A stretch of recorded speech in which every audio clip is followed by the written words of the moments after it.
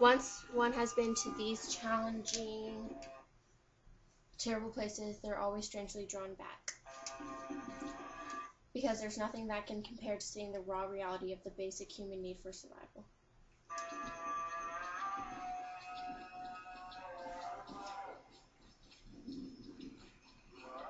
It disgusts and inspires. Dan Eldon.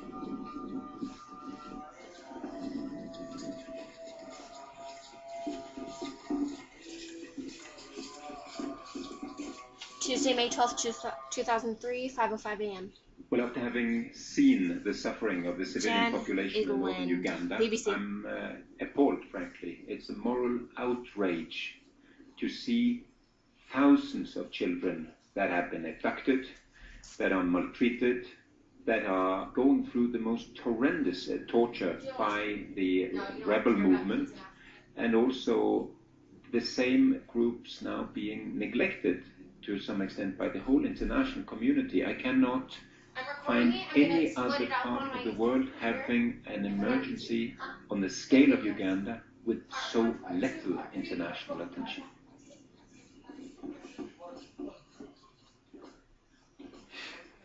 And it's JSONRUSSELL. Have I ever traveled before? Yeah, I have. I've traveled to Africa once before, to Kenya, Nairobi, Kenya. Bobby? It's blinking. I don't think there's any tape left. It's blinking red.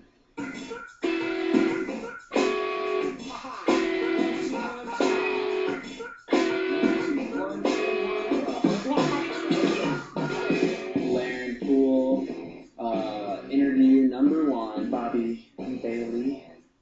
That's Bobby. My name is Jason Russell, and have you ever traveled before, and where? No, I've never traveled before anywhere significant outside the States, outside of Mexico. Larry, I know that he hasn't even really gotten out of the country very much either. It's so awkward here. It's seriously awkward. Media shapes the way we view our life.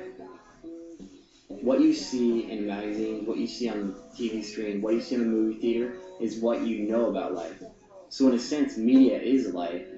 So we are naive kids that haven't traveled a lot, and we are going to Sudan. I think it will be fun. I do. I'm not about fun as much as saying like deep, rich meaning. Bobby is Bobby. We all put up these walls and these boundaries. So media is, it defines our life. So it's an obvious choice to, through kids who want to tell to find the truth. I mean how fairly well. Well, I'm not dating anyone. I don't have a girlfriend. But I really feel like it's going to be a rude awakening for Bobby and for Larry. It's gotta be an adventure. In the spring of 2003, I went to Africa with my friend Larry and my friend Bobby. I'm so worried. I'm scared. What the hell is going on? Why so bright, you guys? Seriously. Jeez. We didn't go with any organization, and we didn't have money, so we sent out these letters asking for support. We proceeded to buy our cameras and equipment off of eBay, got many shots, and then we set up our camera, thinking that if we didn't make it back from Sudan alive, this is how we'd be remembered. We never thought anyone would actually see the footage. Do I think I'll die? Do you think I will die? Do I think I'll die? Hopefully that we won't die, but hopefully we will. What am I most afraid of? I'm afraid of dying. I'm afraid of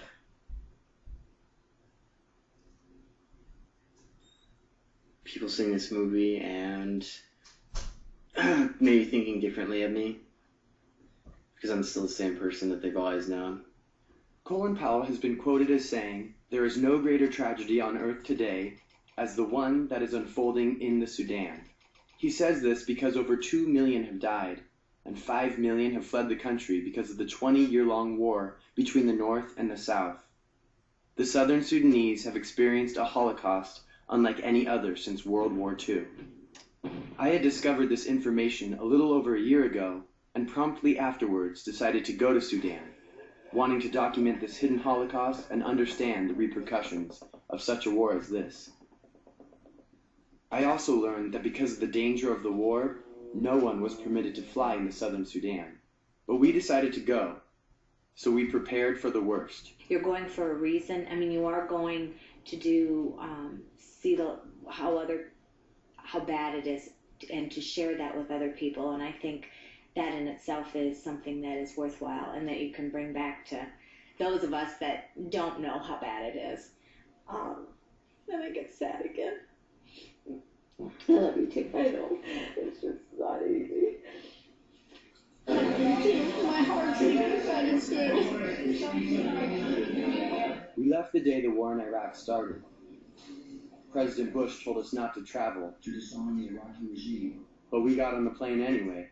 None of us knew what we were doing. We'd never made a documentary before. We just opened our lens wide and tried to capture any stories along our way to Sudan. It is on.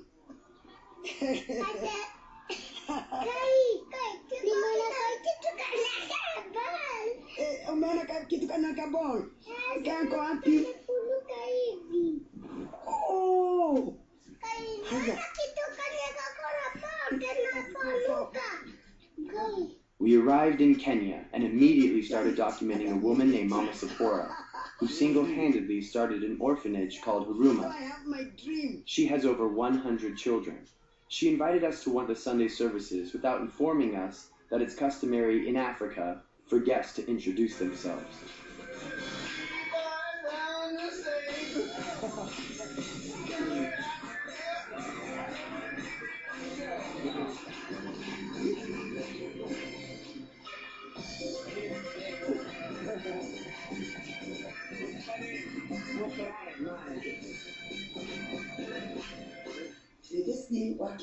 Most children at Huruma were there because the AIDS epidemic had killed their parents.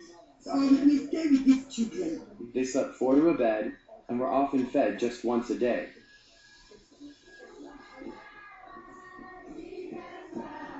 But when they danced, they really danced.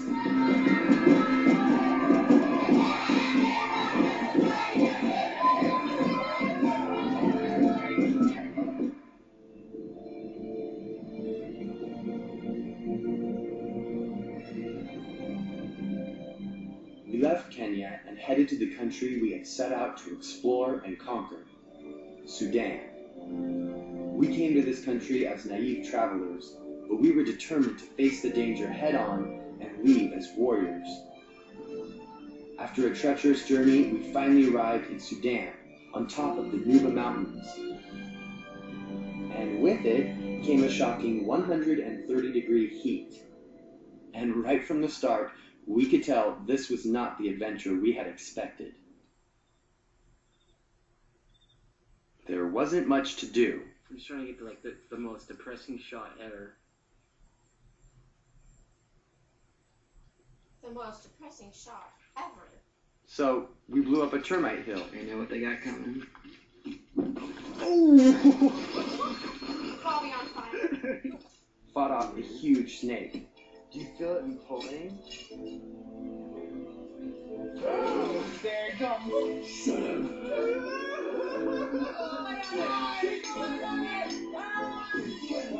Here it comes. He's coming out.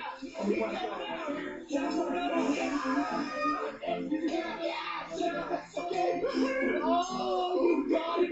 And threw up a lot. Although there were many signs of war in Sudan, this wasn't our story. We were a little disappointed, thinking we'd come home without any footage except for us killing a huge snake. Go! Oh, that's a go. Most of the southern Sudanese fled the country to live as refugees